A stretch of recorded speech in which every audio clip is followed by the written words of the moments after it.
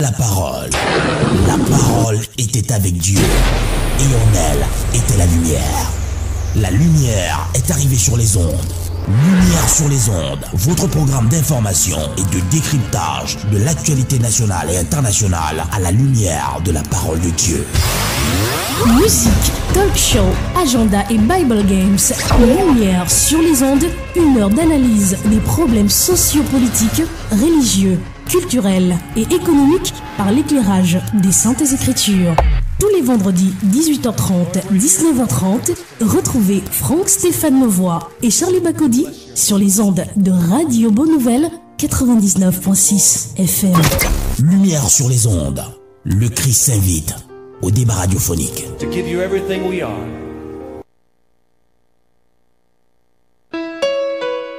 Jésus, viens, nous avons besoin de toi.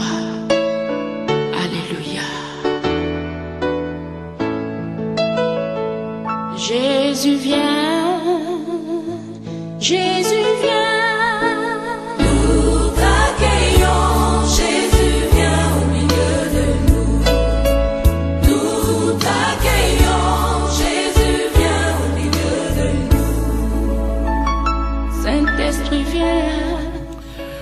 Mesdames et messieurs, bonsoir et bienvenue dans cette émission Lumière sur les ondes, émission inaugurale de ce mois de décembre 2016. La Bible déclare dans le livre de Matthieu 10, 8, je cite, « Guérissez les malades, ressuscitez les morts, purifiez les lépreux, chassez les démons. Vous avez reçu gratuitement, donnez gratuitement. » Cette recommandation forte du Seigneur Jésus-Christ a donné naissance à une pratique très vieille appelée l'exorcisme, tirant son essence dans le catholicisme. Elle s'est répandue de communauté en village et est pratiquée aujourd'hui dans toutes les sphères de notre planète.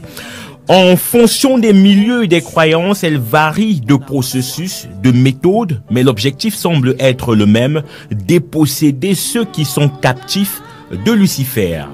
Lumière sur les ondes, édition de ce vendredi 2 décembre 2016 s'interroge sur les véritables valeurs de cette pratique à travers le thème exorcisme, pratique satanique au mystère divin. Mesdames et messieurs, vous aurez l'occasion de participer en cette émission en appelant au 243 07 56 32, le 243 07 56 32 ou alors au 699 49 37 90, le 699 49 37 90, les appels et les messages à partir de 19h précise. Donc à partir de 19h, vous pourriez participer à cette émission. On vous rappelle le thème, on parle de l'exorcisme ce soir. Est-ce une pratique satanique ou alors tout simplement un mystère divin? Cette émission est mise en onde et réalisée par Raoul Patrick. Je suis Franck Stéphane Levoix. À ce micro de présentation, on prend un air de musique avant la présentation du panel. Il s'appelle Jojo Moussio, le Camerounais, et il chante « Il est capable ». Bonsoir et bienvenue.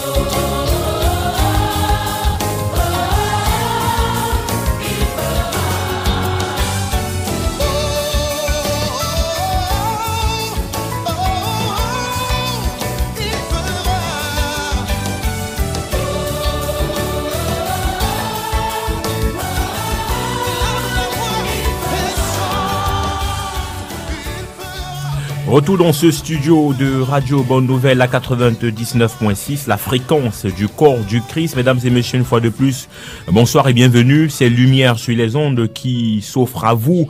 Et ce thème, nous parlons de l'exorcisme. L'exorcisme qui est très souvent pratiqué dans nos congrégations religieuses, dans nos contrées, dans nos villages, un peu partout. Et ce soir, nous abordons ce sujet pour savoir un peu plus sur cette pratique. Et on s'interroge, est-ce que c'est une pratique d'origine satanique ou alors tout simplement c'est un mystère divin?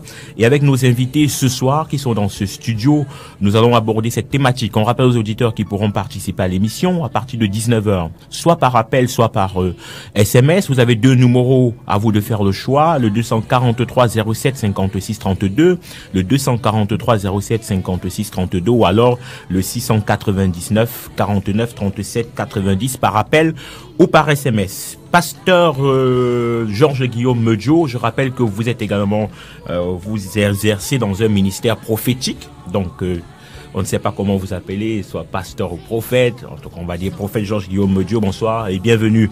Bonsoir Stéphane, bonsoir à tous les panélistes, bonsoir aux auditeurs, auditrices de la radio Bonne Nouvelle. C'est un plaisir de vous avoir dans ce studio. On rappelle que vous arrivez de Yaoundé. Effectivement, je sors d'un long voyage du côté de Yaoundé. Vous savez, quand tu es engagé dans la mission sacerdotale, comme Christ l'a dit, les oiseaux d'ici l'ont des nids de tanière, mais le Fils de l'homme n'a pas là où reposer ta tête. C'est notre mission, c'est de ramener des hommes et des âmes au Seigneur. Et les églises de notre génération, c'est la continuité du ministère terrestre de notre Seigneur Jésus-Christ. Donc, c'est une œuvre perpétuelle qui nous engage, nous les serviteurs, des auditeurs qui nous écoutent. Oui, l'œuvre de Dieu dans les cœurs et transforme les âmes pour le salut. Que la paix du Seigneur soit avec vous. Amen. Eli Bertrand Tchabda, bonsoir et bienvenue. Je n'ai pas besoin de faire une littérature pour vous introduire. Exact. Bonsoir Stéphane, bonsoir à tous les auditeurs, bonsoir aux co-panélistes, bonsoir aux chrétiens du monde entier qui nous écoutent, bonsoir à tous ceux qui ne sont pas chrétiens qui peuvent également le devenir ce soir en écoutant l'émission. Alors, plusieurs définitions, on peut retrouver plusieurs définitions du vocable exorcisme. Est-ce qu'avec vous, vous avez une approche que vous aimez, que vous pensez s'apparenter à celle qui est plus réelle? Vous avez une approche définitionnelle qu'on pourrait partager ce soir? Étymologiquement parlant, on peut appeler le mot exorcisme vient de exorcismos, du mot grec exorcisme, du grec ancien, dont on a traduit en latin, qui a donné par ricochet le mot français exorcisme. Mais la définition étymologique, c'est prêter serment. En fait, ça n'a rien, quand on regarde dans l'étymologie du mot exorcisme même, ça n'a rien à voir avec le fait d'expulser les démons.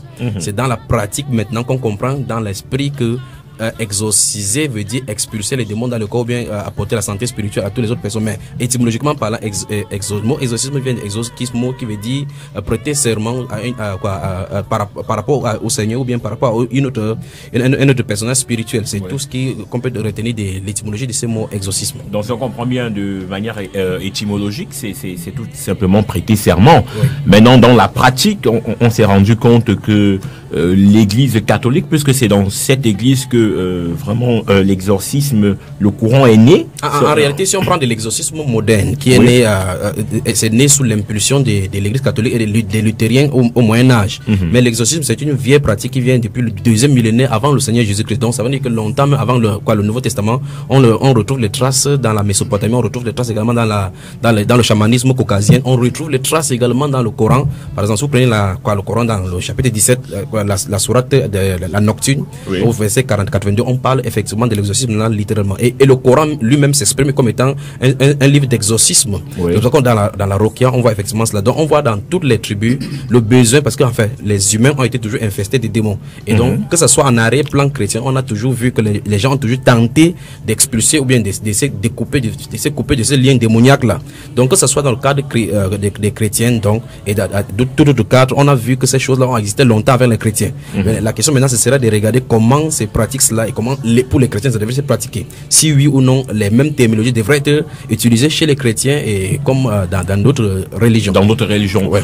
Abbé Jean-Emmanuel, on reste dans l'origine. C'est vrai qu'avec Élie, on a parlé de l'Église catholique, mais qui nous a également fait savoir que même bien avant l'Église catholique et bien avant même le Seigneur Jésus-Christ, cette pratique était déjà menée au sein des êtres humains. Est-ce que cette origine est-ce qu'elle est aussi vieille, aussi profonde qu'il semblait le dire? Alors, j'épouse les explications de l'évangéliste, c'est normal. Parce que dans la base de la définition, c'est tout simplement la pratique religieuse qui demande à chasser un esprit dans un corps humain, un objet inanimé, un animal, pour que cet objet, ce corps soit saint. Et maintenant, on se rend compte que c'est une pratique qui existe depuis. Chez les musulmans, avec le Coran, qui chasse les djinns. Oui, ils appellent les djinns. Oui, exactement. Également, les juifs le faisaient déjà. Pour que les auditeurs comprennent, djinn, ça renvoie djinn. Ça renvoie à démons. Non. En fait, les djinns, ce sont des entités qui sont en parallèle avec les êtres humains. Du côté, selon les explications musulmanes, ce sont des êtres qui sont des entités spirituelles autres que les êtres humains, qui sont un intermédiaire entre les anges et nous. Donc, du côté de ce côté, il y a les bons djinns, il y a les mauvais djinns. Voilà, et qui ont une influence négative. Négative, ok. Ouais. Bon, et ensuite, nous savons aussi qu'il y a les juifs qui font également dans le vaudou et autres. Donc, c'est pourquoi il faut bien faire le distinguo, la différence entre l'exorcisme catholique chrétien et l'exorcisme dans son sens général, tout simplement. Ah, ok, donc vous catholisez, parce que vous dites que il y a l'exorcisme catholique chrétien et l'exorcisme, on verra peut-être si on pourra avoir de l'exorcisme pentecôtiste, de l'exorcisme, peut-être Franck Stéphane, je pourrais également me prévaloir d'un mouvement exorcisme. Homme de Dieu, prophète Georges-Guillaume Medjo, je vous sais souvent très théorique dans les définitions. Est-ce que, avec vous, avec ce que Élie et le père Jean-Emmanuel ont dit, est-ce que vous avez une autre définition qui se rapproche de ce mot, de ce vocable exorcisme? En ce qui concerne la lumière des Saintes Écritures, c'est-à-dire, j'épose sur le plan scientifique ce qu'ils ont dit tout à l'heure, mais sur le plan biblique, ça a une autre connotation. Ça veut dire que la Bible réprimande. Vous allez constater dans les livres des Actes des Apôtres comment les exorcistes ont échoué pour expulser les démons. C'est-à-dire, en quelque sorte, ça dit, vous allez constater que là où il y a la manifestation de la puissance de Dieu, plus précisément dans le livre de Actes chapitre 19, Paul était en train de prêcher et les miracles s'opéraient à travers ses enseignements. Les exorcistes se sont engagés pour expulser les démons. Donc, ça veut dire que dans le sens scientifique, l'explication que les confrères ont donnée, c'est ça, en fait. Mais dans la lumière des Saintes Écritures, pour moi, je peux donner une définition que l'exorcisme est une pratique confinée à la magie, tout court. Oui. Et donc, ça veut dire qu'une pratique qui ça n'a rien à voir avec la parole. Qui frise, la magie dans laquelle on peut. Élie Bertrand Tchabda, d'accord avec ça? En fait, c'est que le prophète Guillaume Dieu en train de dire, c'est situé dans le livre des Actes des Apôtres, chapitre 19, le verset 13 et suivant, où on fait état des 7 fils d'Escève en les appelant quelques exorcistes juifs ambulants. C'est la terminologie, c'est quand même amusant. Quelques exorcistes juifs ambulants essaient d'expulser sur le corps d'un possédé en invoquant le Seigneur. Voici ce qu'ils ont dit dans la terminologie. Au nom de Jésus-Christ, que Paul prêche. La Bible déclare que l'homme dans lequel se trouvait cet esprit leur a retoqué: je connais qui est Paul, je sais qui est Jésus, vous, qui vous êtes. Et ils sont jetés là, ils s'en sont fuis. La Bible déclare que cette fille d'Escève a été un grand prêtre, un souverain prêtre. Ça commence à poser problème au niveau de l'utilisation. Enfin, là, le Saint-Esprit, c'est le seul endroit de la Bible où se situe le mot exorciste, qui est lié à eux. Dans le livre des Apôtres. Exactement, Actes des Apôtres. Actes des Apôtres, c'est la manifestation du Saint-Esprit. Bien sûr. Là, il faut commencer à se poser des questions, parce que d'après la définition que donne l'Église catholique, vous avez cité cela ici à votre entrée, vous citez Matthieu chapitre 10, verset 8, où il a dit que allez guérissez les malades, chassez les démons, vous avez reçu gratuitement, donnez gratuitement. gratuitement. Oui. Donc c'est sur ça que ça appuie dans l'Église catholique comme base fondamentale pour pouvoir mettre en exergue l'exorcisme. Mais on va regarder tout à l'heure, si Dieu le permet, que nous entrons dans les textes pour voir qu'en réalité, dans la pensée catholique, dans la pensée de la doctrine catholique, on veut faire comme Jésus a dit, mais dans la pratique, on utilise d'autres sources et d'autres éléments. Et par conséquent, quand nous disons donc et que le Saint-Esprit met un accent sur Actes chapitre 19 en citant les exorcistes comme des gens qui sont les usurpateurs, qui veulent utiliser le nom du Seigneur Jésus-Christ pour faire le même travail que les disciples du Seigneur Jésus-Christ font, il faut qu'on se pose la question sur l'exorcisme.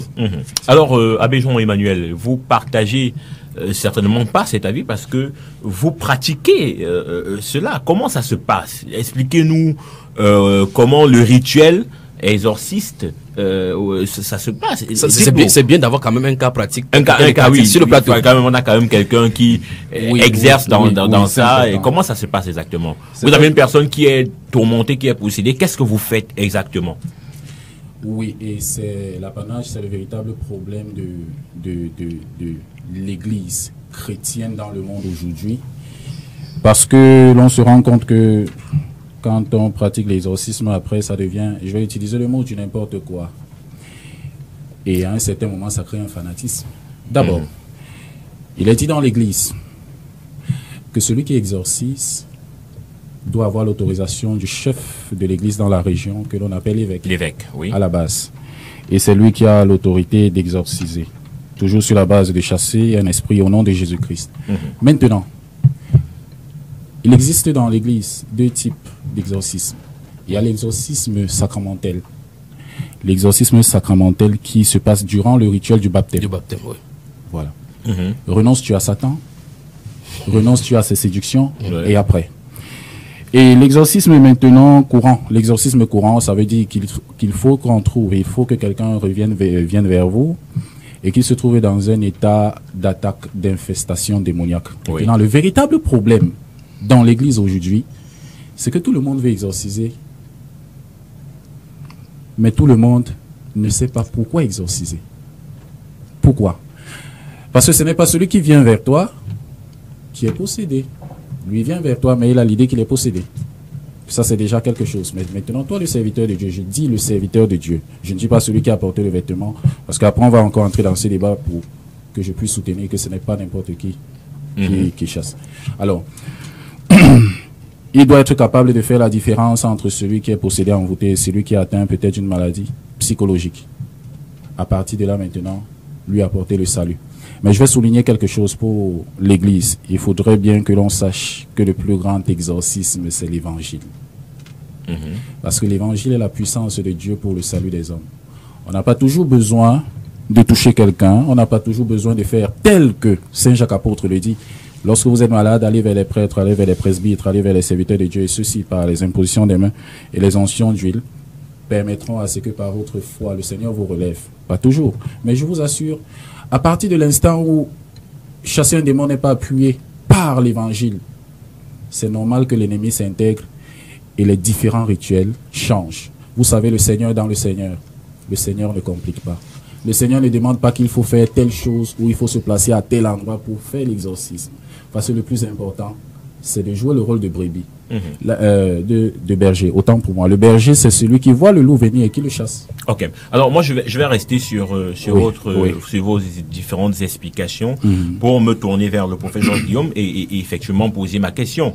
Parce que vous avez expliqué que au sein de l'Église catholique, quelqu'un qui est exorciste, c'est quelqu'un qui a reçu l'autorité de l'évêque, l'évêque de la région.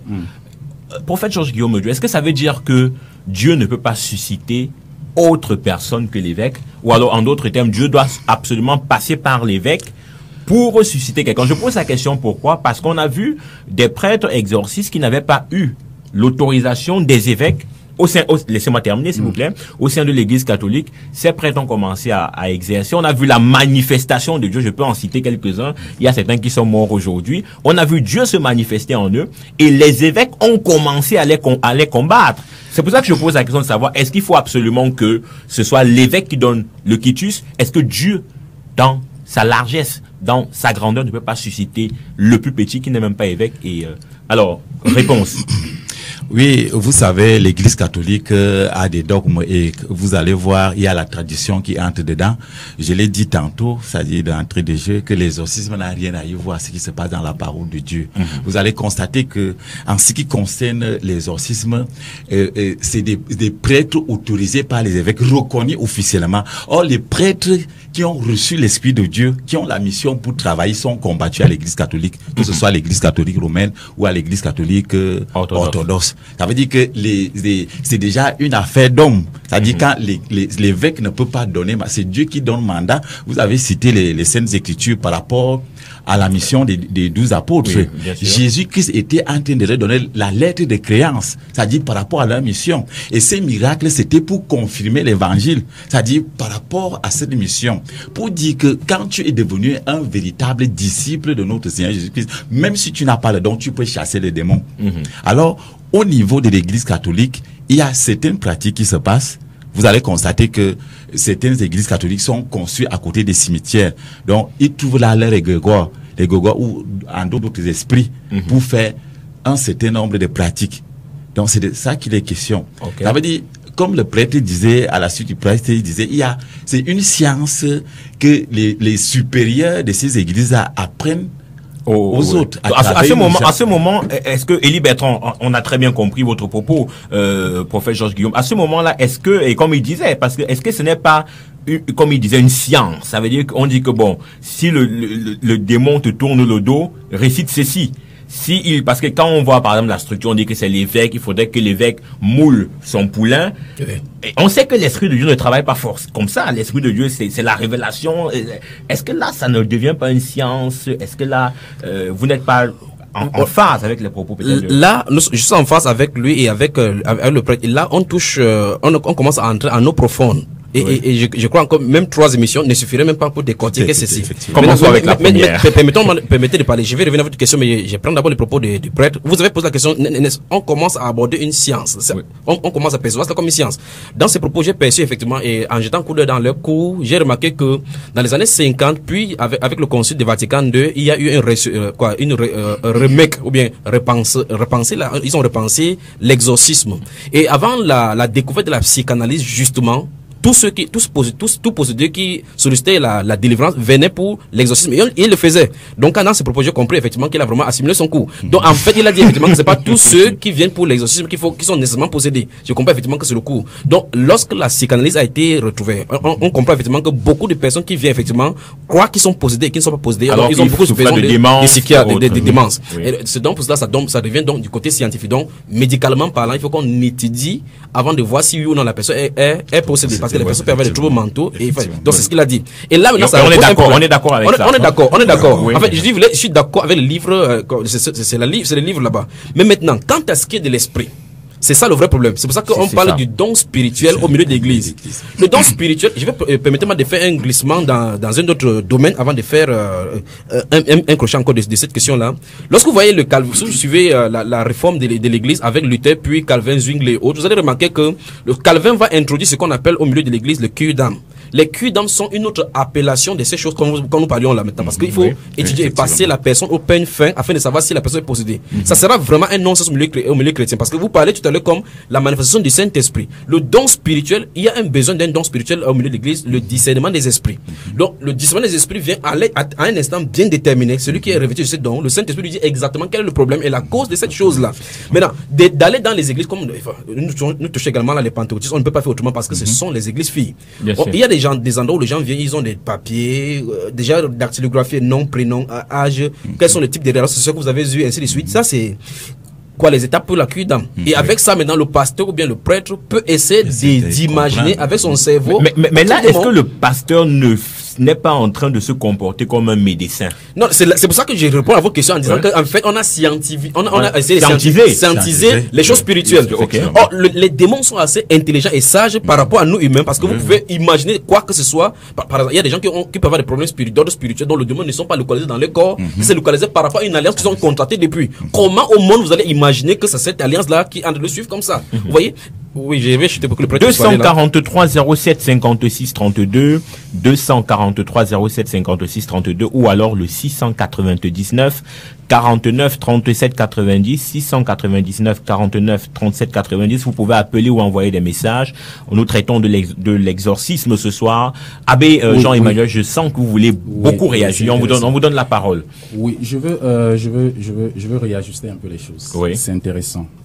Vous savez, je vais répondre directement parce qu'il y a des choses qui vont ensemble et d'autres qui ne sont pas bien comprises. Vous savez, l'Église, lorsqu'elle va dans le sens d'avoir un évêque qui décide, ce n'est pas dans le sens de la répression, c'est dans le sens de l'organisation et de l'obéissance quand on sait ce que c'est les hommes. Après, là, on se rend compte que si quelqu'un vient dans ta paroisse et qui est malade, tu ne vas pas toujours appeler l'évêque. Oui. Tu vas t'occuper de lui. De l'autre côté aussi, il faudrait bien qu'on fasse cette précision à partir de l'instant où tu es un serviteur de Dieu. Tu as tous les dons spirituels nécessaires qui te permettent d'apporter le secours à celui qui est devant toi. Que tu sois un évêque, que tu sois un prêtre ou que tu sois un pasteur. Concernant les grégores maintenant, je vais répondre au prophète, à l'évangéliste directement, les grégores des cimetières. Je vous le dis en toute sincérité, il faudrait qu'on enlève un peu ça. Moi, j'ai eu mon ordination, hein. J'ai pas eu besoin de ça. Et d'ailleurs, si ça passait à côté mais vous ne pouvez pas nier que ça existe. Vous ne pouvez pas dire qu'on allait. C'est quelque chose qui est réel. Des prêtres en ont témoigné. Des prêtres avant vous en ont témoigné.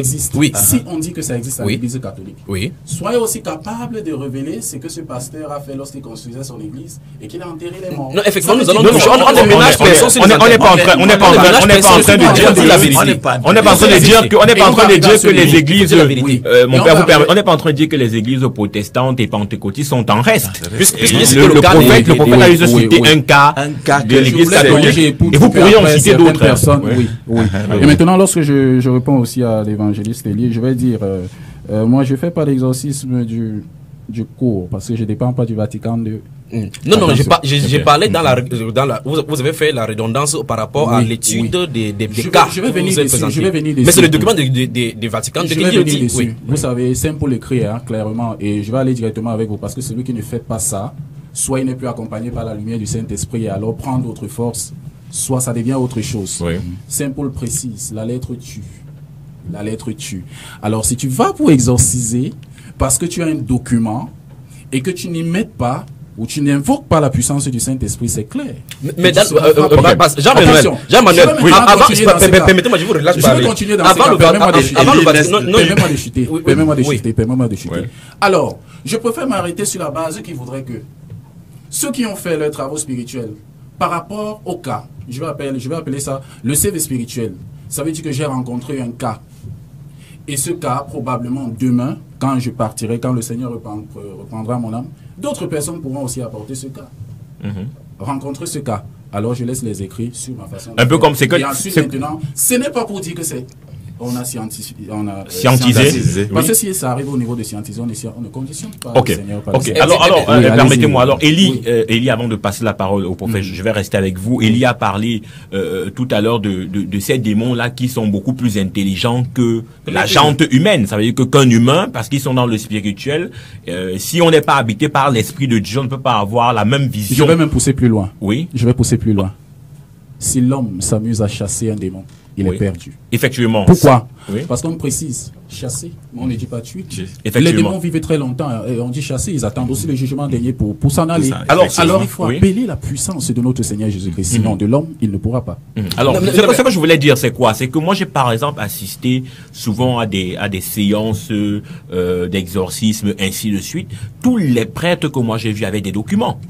Il lisait des documents, il lisait des litanies, il lisait des prières aux saints, ils invoquaient Michel Arcan, ils avaient des prières à Dieu. Mais est-ce que ces documents-là, est-ce qu'on reste toujours dans le cadre de quelqu'un qui est inspiré par le Saint-Esprit? On a tendance à croire que tout ce qu'ils font, c'est ce que leurs précurseurs, ceux qui sont passés avant eux, ont rédigé et ont fait. Est-ce que ça marche avec toutes les litanies diaboliques? Est-ce que c'est la même chose, c'est la même arme, ainsi de suite? Je vais même aller plus loin. Quand vous donnez les sommes de prière aux personnes, si elles vont réciter ces sommes, elles ne servent absolument à rien. Vous comprenez un peu?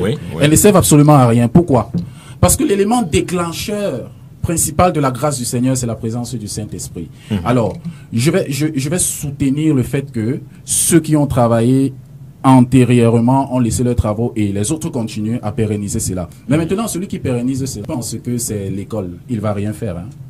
Mais je vous dis, moi, personnellement, j'ai pas besoin de documents. Ah oui, on vous a posé Parce la que lorsque question, quelqu'un est devant moi, oui. Lorsque quelqu'un est devant moi, c'est la présence du Seigneur qui m'emporte. Okay. C'est la présence du Seigneur qui m'indique. C'est la présence du Seigneur qui m'accompagne suivant les écrits de la Bible. Okay. À partir de l'instant où on écrit, mais attendez, tout le monde peut arriver sur Google, les moteurs de recherche, Google, MSN et autres. Oui, et ramasse des documents. Ramasse des documents et parmi vient se ces placer. documents, Oui. je vous raconte une histoire. Allez-y rapidement. Je vous raconte une histoire. J'ai une fille qui vivait en Grèce et qui était allée à YouTube disant qu'elle devait invoquer un ange de Dieu. Et il y avait un monsieur, j'oublie son nom, un Français, qui avait l'habitude d'envoyer ses documents vidéo pour expliquer comment appeler la puissance de Dieu. Mais attention, cette fille, le jour qu'elle a appelé cette puissance, mais toute sa maison a tremblé. Et pendant qu'elle dormait, un monsieur est venu lui dire, mais je prendrai ta fille, je prendrai ton mari. Et à partir de ce jour, les problèmes ont commencé. Pourquoi? Tout simplement parce que on veut toujours faire croire à l'homme. Et les hommes ont accepté ça parce qu'il y a plus de foi. Que pour invoquer le Seigneur, pour avoir la présence du Seigneur, il faut faire tel type de choses et tel autre type de choses. Mais non, à partir de l'instant où tu es dans l'état de grâce, tu es dans la présence du Seigneur, tu reçois son esprit. Ok, les auditeurs peuvent participer à l'émission 243 07 56 32, 243 07 56 32 ou 699 49 37 90, 699 49 37 90 par appel ou par SMS. Prophète Georges Guillaume Medjo, le Père Jean-Emmanuel, quand on l'écoute et avec les différentes interventions d'Élie Bertrand Tchabda et même de vous, on comprend que, je parle sous sa permission, qu'il ne pratique pas l'exorcisme.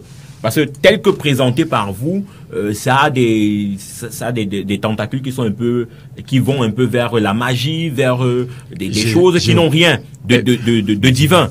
Alors, la question que moi je m'en vais vous poser, fort de ce qu'il venait de développer, est-ce que dans ce qu'on voit aujourd'hui dans le courant pentecôtiste des nouvelles églises, on peut dire qu'il y a une différence entre l'exorcisme tel qu'on a présenté et les délivrances qui se font dans les églises de réveil ou simplement ailleurs? Il y a une grande différence. Et quand je suis le prêtre Emmanuel, on dit la même chose. C'est-à-dire, il reconnaît qu'il est dans la présence du Seigneur pour expulser les démons.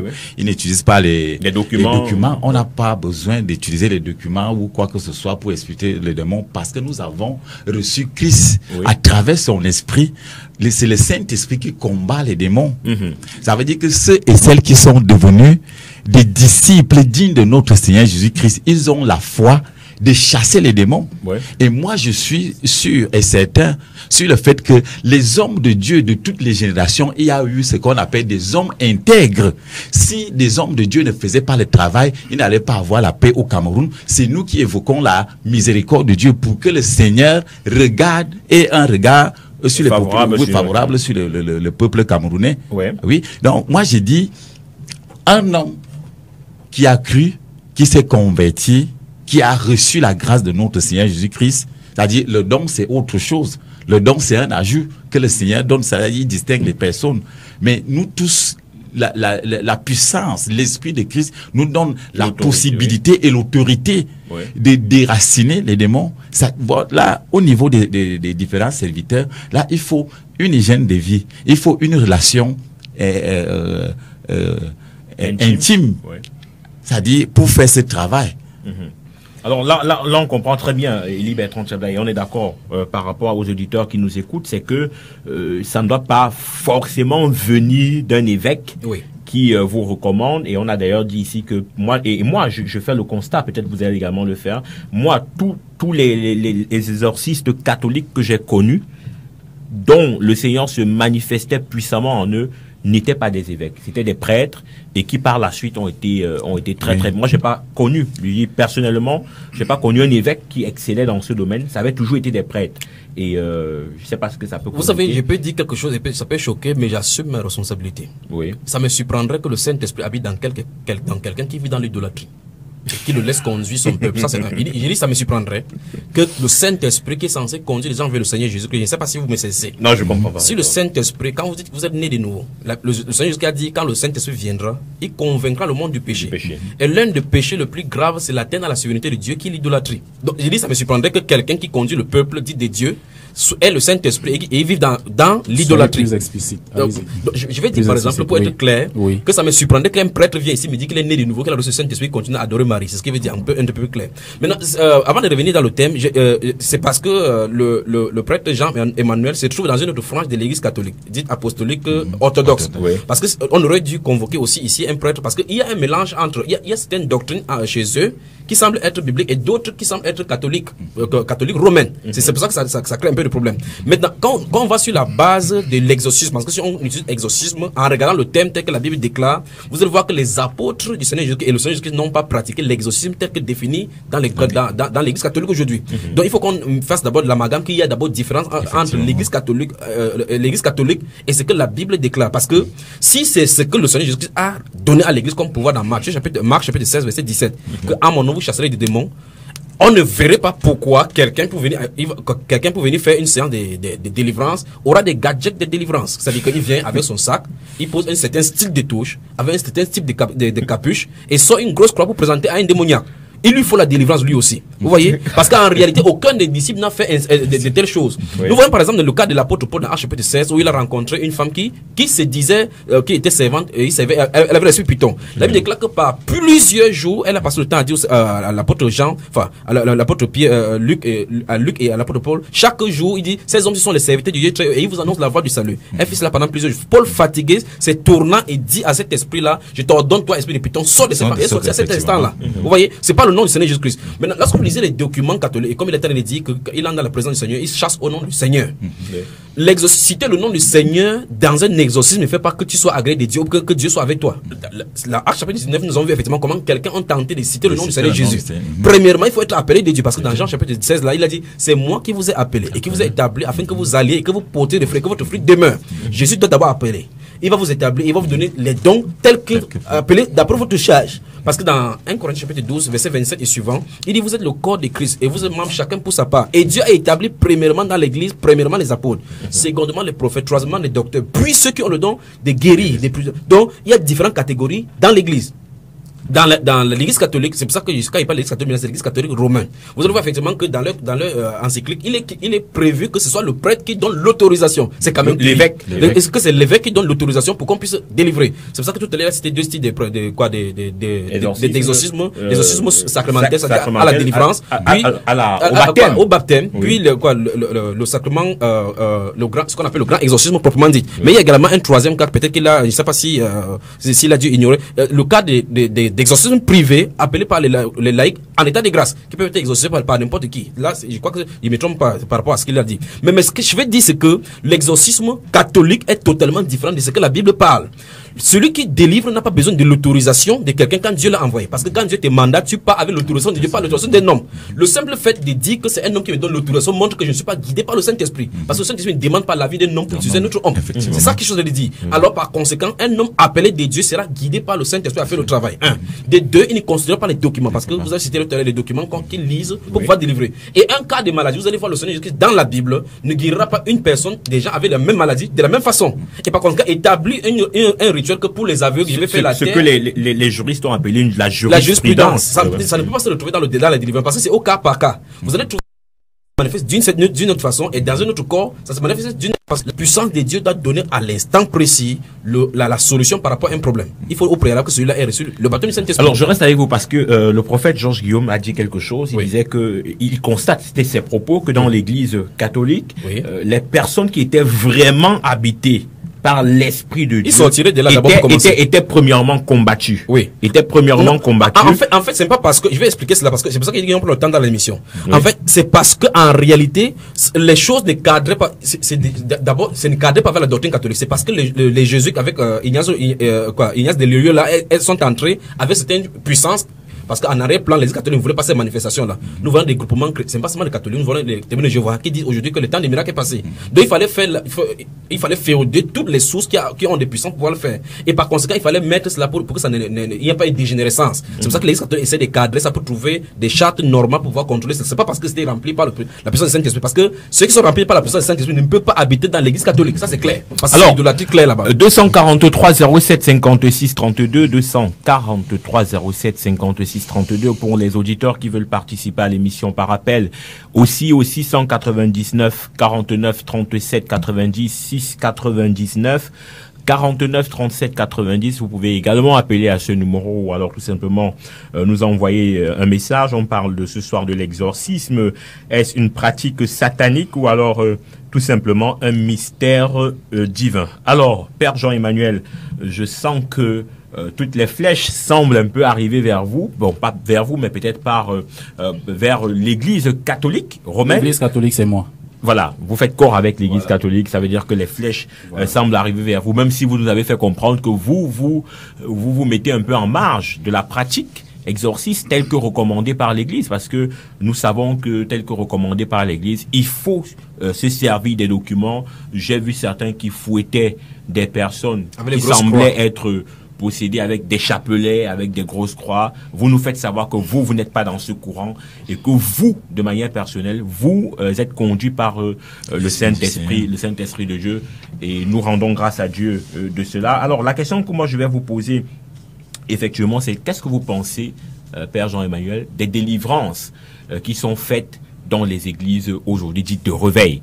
Est-ce que vous pensez que c'est à la lumière du Seigneur Jésus-Christ, ou alors vous pensez que il y a certains qui sont dans le vrai, certains qui sont dans le faux, alors tout simplement toutes ces personnes sont dans ce qu'on appelle souvent en politique de la démagogie? Ok. Oui. Bien cette question, mais avant je vais revenir. Oui. Je suis déjà habitué aux flèches, c'est normal. À partir de l'instant où tu sers Dieu, tu es habitué aux flèches. Bon, je fais une rétro. Alors, mon père, on va prendre cet auditeur qui nous appelle. On va l'écouter. Allô, bonsoir. Allô? Bonsoir, comment je vous appelle? Joseph. Oui, Joseph. Vous nous appelez de quel quartier? De Neubel TZ. Alors, vous voulez participer à l'émission, on vous écoute. Oui, parce que je vais participer à l'instant. Et je vais d'abord dire que l'exorcisme, d'abord, c'est une œuvre satanique, n'est pas biblique. Oui. Et de deux, c'est que l'évangile est en train de dire, il est en train de dire des bonnes choses, parce que pour faire l'exorcisme, ce n'est pas normal qu'on utilise les gadgets, ce qu'on appelle d'habitude, soit les documents pour pouvoir se servir de ça, pour pouvoir chasser un démon. Si quelqu'un qui veut délivrer quelqu'un, il doit utiliser la parole de Dieu. C'est la parole qui chasse un esprit démoniaque dans notre corps. Et il faut que la personne puisse être lui-même d'abord sérieux envers le Seigneur, sérieux envers ce qu'il a fait de vouloir faire, pour qu'il ne soit pas attaqué par les esprits méchants. Alors, merci. Joseph? Oui. Alors, on a très bien compris votre préoccupation, mais est-ce que vous pouvez nous dire pourquoi vous, dès l'entame de vos propos, vous nous avez fait savoir que c'est une pratique satanique? Sur quoi vous vous appuyez pour nous dire ça? Jamais, nous n'avons jamais vu dans la Bible comment Jésus a chassé les démons par certains gadgets qu'on appelle souvent parfois. D'autres utilisent la croix, d'autres utilisent parfois actuellement j'entends les paumes, parfois j'entends maintenant le sel. Et il y a beaucoup de pratiques parce que nulle part dans la Bible, Jésus-Christ n'a jamais fait ça. Ok. Alors, merci bien, frère, et restez à l'écoute de l'émission. Même si je dois le dire ici quand même, j'ai vu le Seigneur Jésus-Christ prendre de la boue pour mettre dans les yeux. Je vais arriver. Ça c'est le cas de la guérison. Oui, là bon, on rappelle 243 07 56 32, 243 07 56 32, alors le 699 49 37 90, 6 99 49 37 90. Vous pouvez également participer à l'émission. Père Jean-Emmanuel, c'est vous qui avez la parole. Oui. On vous laisse poursuivre. N'oubliez pas la question que je vous ai posée, le regard que vous avez des délivrances qui se font dans les églises dites de réveil. Mais avant, vous teniez à préciser quelque chose. Oui, j'ai comme l'impression que les pasteurs ont un problème personnel avec l'Église catholique. Ça sera toujours le combat au Cameroun. Mais je vais dire quelque chose. C'est universel, Jean-Emmanuel, c'est universel. Oui, apparemment. Je vais dire quelque chose. Je préfère que quand on ne connaît pas, on demande, avant de dire ce qu'on ne connaît pas. Oui. Alors, ce qu'on appelle gadget a un nom. Oui. On vient en offre et on demande pourquoi et on présente un nom devant tout le monde. Ok. La précision que je fais est simple. Ce qu'on appelle gadget à l'église, on appelle ça les sacramentaux. Est-ce que c'est biblique, mon cher? Permettez. Oui. Je vous ai écouté. Les sacramentaux. Oui. Et il y a dans l'église ce qu'on appelle la symbolique. Parce que tout est esprit. Si la croix existe, c'est parce qu'elle nous rappelle le sacrifice de la rédemption que notre Seigneur Jésus-Christ a effectué. Si le sel est utilisé, c'est parce que ça accompagne. Comme lorsqu'on veut célébrer une liturgie, on allume les sièges qui représentent la lumière du Christ. Et c'est ce qu'on appelle la tradition qui n'est pas enseignée à tout le monde. Pourquoi? Parce que le Seigneur écrit dans la Bible: ne jetez pas les perles aux porcins. De peur qu'ils prennent ces perles, qui considèrent qu'ils n'ont pas de valeur et se retournent contre vous. Les enseignements qu'un pasteur, un évangéliste prendra, ce n'est pas le même enseignement que le fidèle doit prendre. Parce que le pasteur prend son enseignement pour aider le peuple de Dieu qui vient vers lui. Et si le fidèle fait pareil, est-ce qu'il a le même appel que le Seigneur a demandé pour lui? Parce que si lui va faire l'exorcisme, attention, il ne faut pas se leurrer, l'exorcisme, c'est pas la blague. Chasser un démon, c'est la mort quand tu ne peux pas, quand tu n'es pas dans la présence du Seigneur. Ça, je vous le dis très sincèrement. Alors, permettez. Si aujourd'hui l'église catholique pratique l'idolâtrie, soit, je ne suis pas là pour juger et ça ne m'intéresse pas. Le plus important pour moi, c'est de ramener les âmes. Et ramener les âmes par la parole de Dieu, par l'idolâtrie. À partir de l'instant, non, ne me permettez pas de dire ou de faire. Je vais revenir à la question. De dire ou de faire, c'est que le Seigneur m'interdit de faire. Parce que j'ai quand même dit quelque chose ici tout à l'heure. Le plus grand exorcisme, c'est la parole de Dieu. C'est ça qui fait la différence entre celui qui est appelé serviteur de Dieu et le marabout. Parce que le marabout, quand tu lui donnes son argent, tu n'as plus besoin d'être là. La parole de Dieu peut réconforter quelqu'un. Maintenant, je vais vous poser la question. Quand vous célébrez vos liturgies, vous avez un autel. Vous allumez les sièges. Pourquoi est-ce que vous le faites? Vous mettez les rideaux. Pourquoi est-ce que vous le faites? Point d'interrogation. Point d'interrogation. Maintenant, je reviens à la question. Je reviens à ce que vous étiez en train de dire.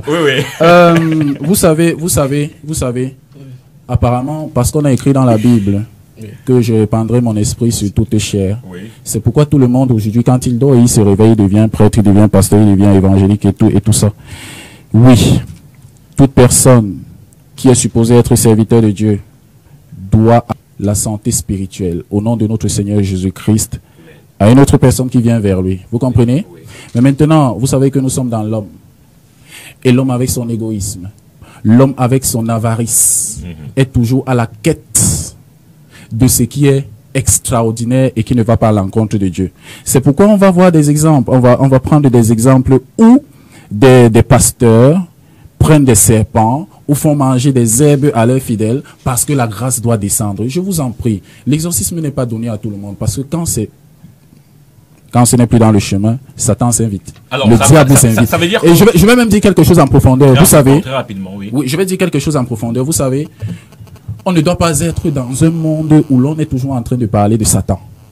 On doit être dans un monde où l'on doit plutôt exhorter, parce que celui qui est déjà dans la présence du Seigneur, d'une façon ou d'une autre, est sous sa protection. Alors, ça veut dire que vous êtes en train de nous faire comprendre, d'après ce que vous avez dit, que ce qui se passe dans les églises dites de réveil et bien ailleurs, c'est n'importe quoi.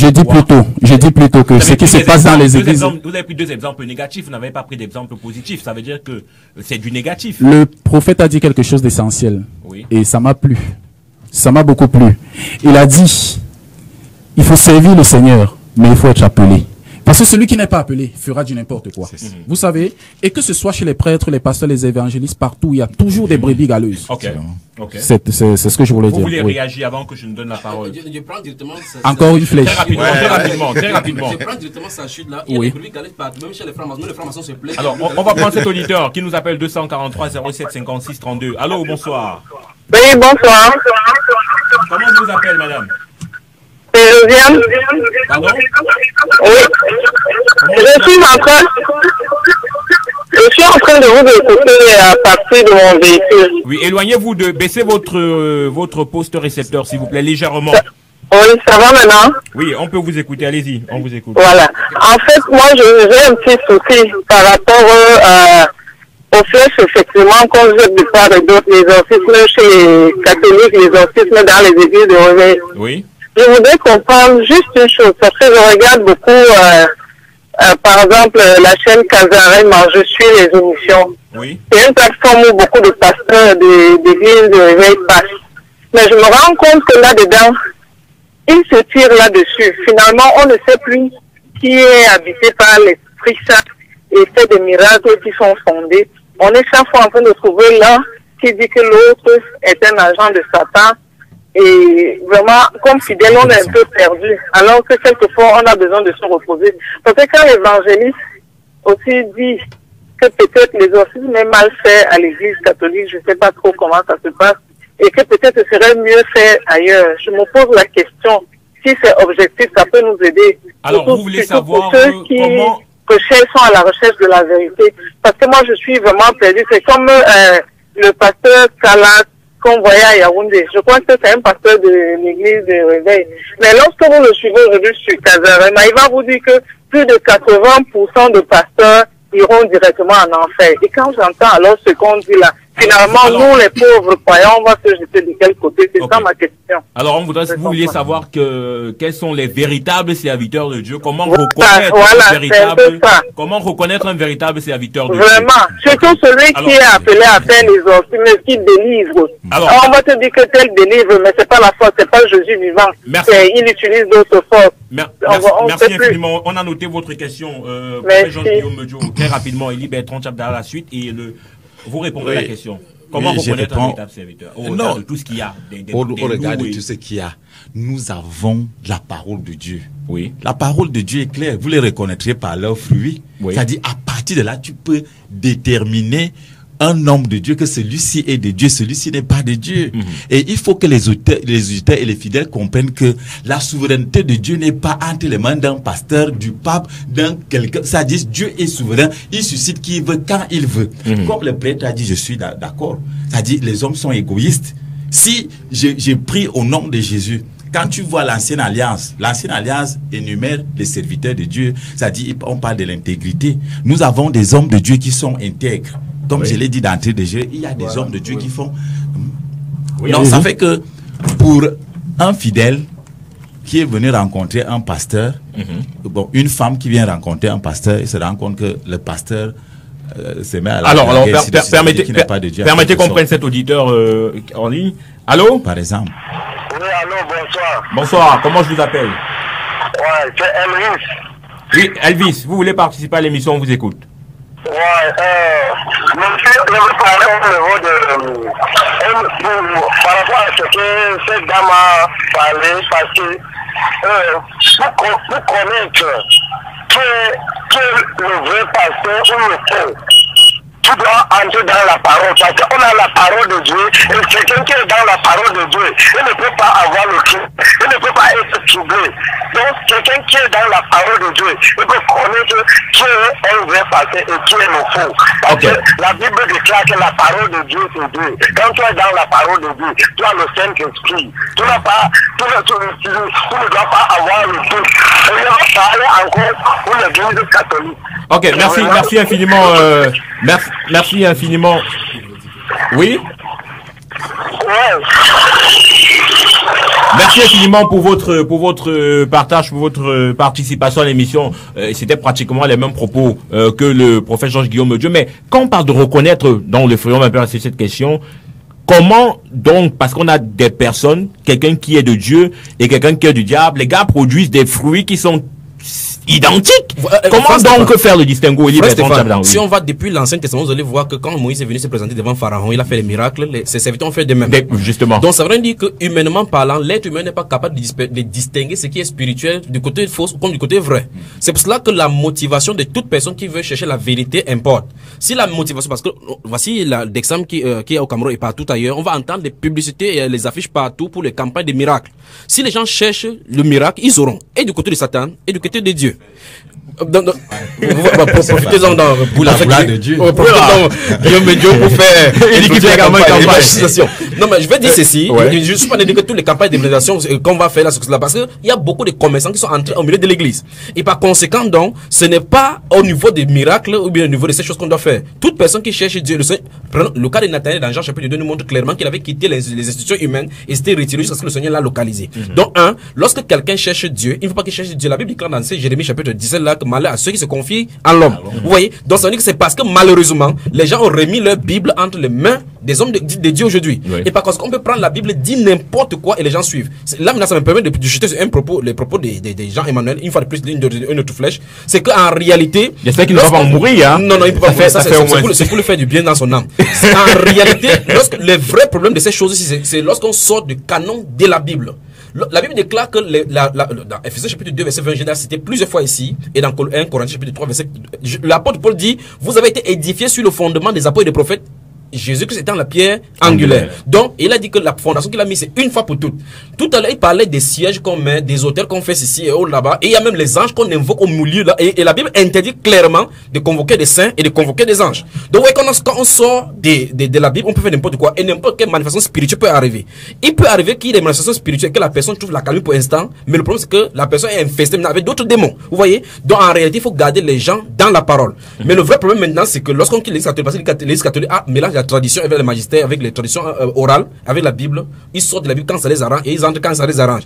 Lorsqu'on trouve du côté du pentecôtisme maintenant pour répondre à cette dame là et par rapport à votre question, on se trouve donc maintenant en milieu pentecôtiste des gens qui vont prendre effectivement le serein des eaux. En 2015, on a vu le pasteur Okouchi au Nigeria qui est décédé dans cette circulation. Il confesse comment il allait voir un autre général Ovassia au Nigeria, on l'a amené en bordure des mains et il a vu beaucoup de pasteurs là-bas qui convoquaient les esprits et il a commencé à accomplir les miracles dans son église. Par la suite maintenant, il couchait avec des filles, couchait avec des vieilles, mais il accomplissait les miracles. Il délivrait les gens, mais il ne disait pas au nom de Mami Wata ni au nom de Satan, c'est au nom de Jésus. Donc ça pousse donc à poser des problèmes également au milieu pentecôtiste. Beaucoup prennent les bébés qui sacrifient pour avoir des puissances. D'autres vont au Bénin, prennent les puissances chez les vaudous, mais ils n'admettent pas moins que la puissance. La parole de Dieu est claire. Vous citez la parole de Dieu. Pour éprouver les esprits, la parole de Dieu, l'esprit deEu ne peut pas baptiser avec les diables. Pasteur Miguel me dit, tout cela dans le miracle avec Satan, il utilise la parole de Dieu. Je voulais dire quelque chose. Au nom de Jésus. Pas au nom de Jésus. Je voulais dire quelque chose. Je vais dire au pasteur Élie que il vaut mieux que tu fasses le ministère de la dénonciation par rapport au ministère de l'évangile. Bon, c'était une parenthèse. Moi je dis, oui c'est clair, je vais directement répondre à cette dame parce que c'est très important avec tout ce qui se passe ici dehors. Une minute. Quand les fidèles viennent dans ma paroisse, et je m'adresse aussi aux auditeurs qui sont à l'écoute. Chers auditeurs, en toute sincérité, pourquoi est-ce que vous manquez la foi? Parce que si le fidèle avait la foi, on dit, l'évangéliste a dit tout à l'heure, le prophète a dit tout à l'heure, on les reconnaîtra par leurs fruits. Je vous en prie, ce ne sont pas que les prêtres et les pasteurs qui sont dotés du Saint-Esprit pour avoir le discernement. Et souvenons-nous que notre Seigneur Jésus-Christ a été aussi tenté par la parole. Mais ce sont les pasteurs qui amènent dans les hommes, les peuples de Dieu à devenir les disciples de Christ. C'est-à-dire qu'il faut reconnaître par les fruits un pasteur qui ne produit pas les vrais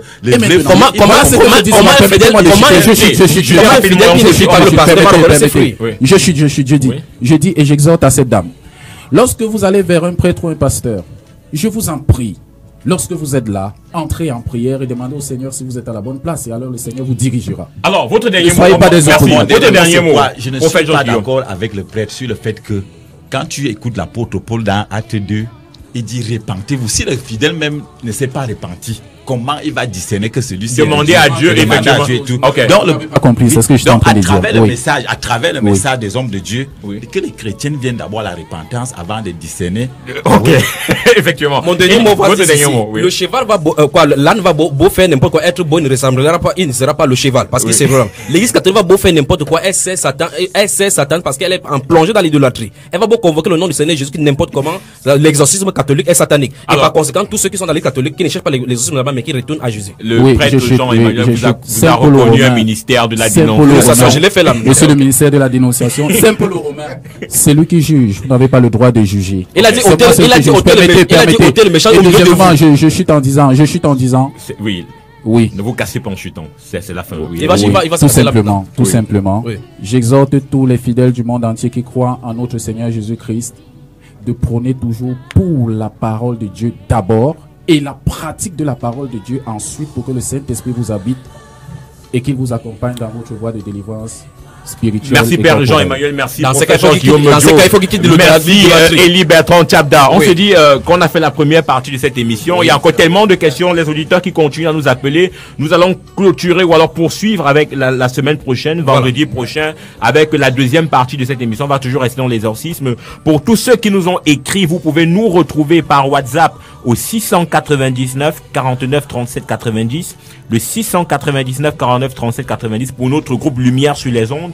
Vous nous faites signe à ce numéro de téléphone et on va vous ajouter dans le groupe Lumière sur les ondes où on pourra vous partager les émissions et où vous pourrez être au cœur de l'actualité par rapport à l'émission Lumière sur les ondes. On va dire merci à Raoul Patrick qui a réalisé mise en onde de cette émission. Merci aux hommes de Dieu qui ont participé. Merci à tous ceux qui ont appelé. À vendredi prochain pour une autre émission. Que le Seigneur vous bénisse.